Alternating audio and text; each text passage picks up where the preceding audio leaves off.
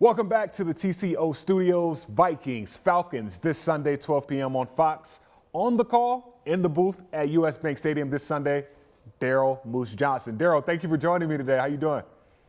I'm good, Gabe. How you doing? Good, good. So you played fullback in this league 11 years, and after you retired in '99, that fullback position kind of became extinct for a few years, but now, 2020, there's 15 fullbacks on active NFL rosters right now. CJ Ham, Keith Smith, Vikings fullback, and Atlanta Falcons fullback.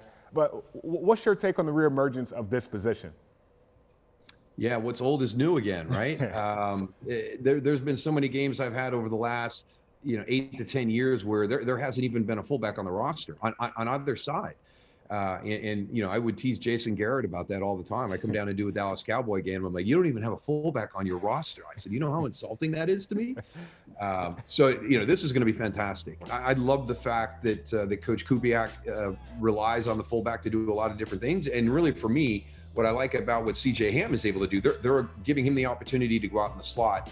You get in the huddle and it's base personnel, regular personnel, whatever you want to call it, 21. And then when you break the huddle, you're not going into a traditional I or a two-back set. You're taking CJ and moving him across the formation. Mm-hmm. That's when the fullback becomes, a difficult grouping to defend because you really don't know what's coming out. So if CJ can continue to do that and continue to expand his route running, it'll be helpful around the league. I think Kyle Juszczyk has done a great job for the position around the league, what he's been able to do in San Francisco. So CJ is doing something very similar for Minnesota. For Minnesota, they play the Falcons this week, 1-4 versus 0-5. What's your thoughts on this game? I tell people this is not a 1-4 team versus an 0-5 team. These are two very talented teams that have really struggled coming out of the gate.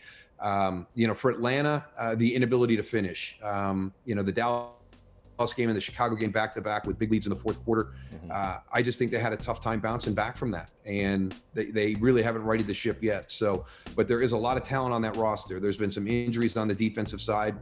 And then very similar for Minnesota, maybe a lack of consistency. At times they look fantastic. Yeah. The 97-yard drive against Seattle to take the lead last week in the fourth quarter, that was awesome.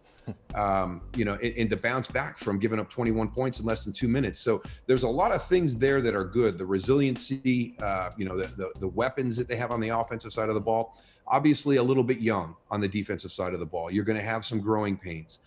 They're going to have to lean on that offense a little bit. And this is one of the things that I've seen all season long across the NFL with the games we've done. The inability of the teams that are struggling or maybe underperforming to play good complementary football. You talk about this Falcons team that's, it's 0-5. The record doesn't really show how good this team is playing. When you have a guy like Matt Ryan, top 5 in passing yards for the past 6 years, and then Calvin Ridley and Todd Gurley, who's coming along as of late, that makes for an explosive offensive attack. For this Vikings defense, however, how do they stop that?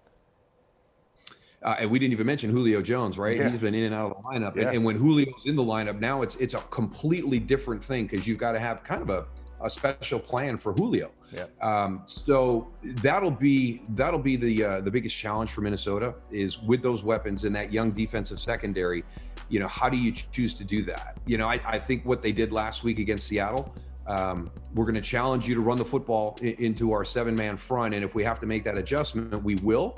But what we need to do is protect our young corners with a little bit of shell coverage. We're not going to let DK Metcalf get over the top on us. The one person that can get him out of that is going to be Todd Gurley. If all of a sudden Atlanta starts running the ball effectively into that 7-man front, you're going to have to drop that safety down and play a single high and add that 8th guy into the box to try and slow that run down. Moving to the other side of the ball, we all know the Falcons defense their pass defense is not the greatest, 31st overall. The Vikings, however, last year when they played the Falcons, Kirk Cousins was only 8 of 10, 98 yards in that season opening win last year. You would expect him to have a bigger offensive performance now with Dalvin Cook out now, right?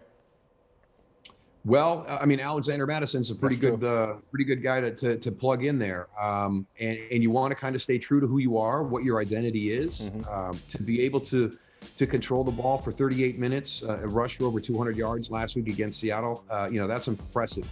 So you don't want to stray too far, but to your point, you got to find out about that secondary as well. They've really struggled. The coverage has not been tight.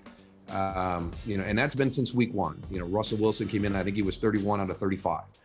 in that opening game against Atlanta, and they really haven't gotten their coverage fixed. You continue to see receivers down the field that are not really contested. You're not forcing the quarterback to fit in some tight throws. So that'll be Coach Kubiak's challenge, balancing who we are as an identity and wanting to run the ball and establish that physicality and control the clock. But hey, let's not lose sight of the fact that we've got some pretty good matchups down the field against this defense, and we need to test it.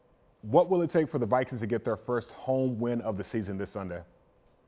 Don't turn the ball over. It's the biggest one around the league. It's been that way for a number of years. That was the turning point against Seattle. They've got Seattle right where they want them, and you have 2 turnovers. So the teams that are winning football games and exceeding expectations or playing to expectations are the teams that are taking care of the football. So it doesn't matter how good you are offensively if you're not taking care of the football. 12 p.m. on Fox, Vikings, Falcons. Daryl Johnston's on the call. Thank you, Daryl. You're welcome, Gabe. Take care.